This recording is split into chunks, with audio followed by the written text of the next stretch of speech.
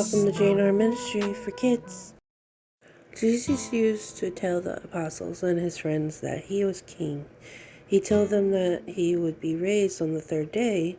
His followers listened to Jesus, but they did not always understand what he meant. After Jesus died, two friends came to his body. They were Joseph and Nicodemus. They washed Jesus' dead body and wrapped it in long strips of cloth and with lots and lots of spices in between the cloth, and put the body into a tomb. Then something happened that made them forget everything. Jesus was put to death on a cross. Even after he was dead, the soldiers were mean to him. One of the Roman soldiers stuck a spear into his side after he was dead just to make sure. How could Jesus be king if he was dead? This was on Friday, and it was the saddest and most hopeless day. The Jewish leaders were afraid that someone might steal Jesus' body and say that he was raised from the dead. So they asked Pilate to put a special seal on the stone in front of the tomb and put guards in front of it. That was still on Friday, the first day.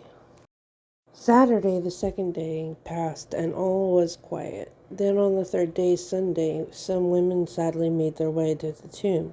It was a custom for women to come and put sweet-smelling spices on the body of the person that died. But the women were worried. They had heard about the big stone in front of the tomb. Who would move the stone so they could put spices on the body of Jesus? When the women arrived at the tomb, they saw that the stone had already been removed.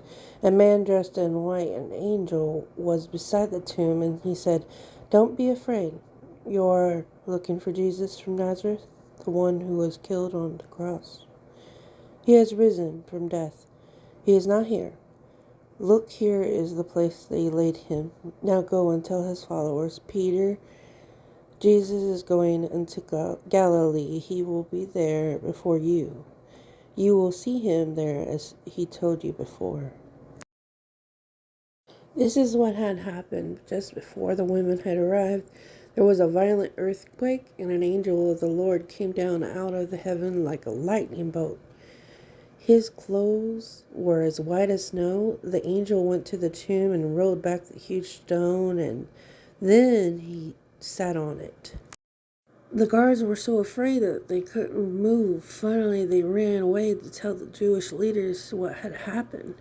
The Jewish leaders didn't want anyone to know the truth, so they gave the soldiers lots of money and told them to tell everyone that the disciples had come during the night and stolen Jesus' body. The woman left to tell the other followers of Jesus. Peter and John both came to see. Everyone was amazed.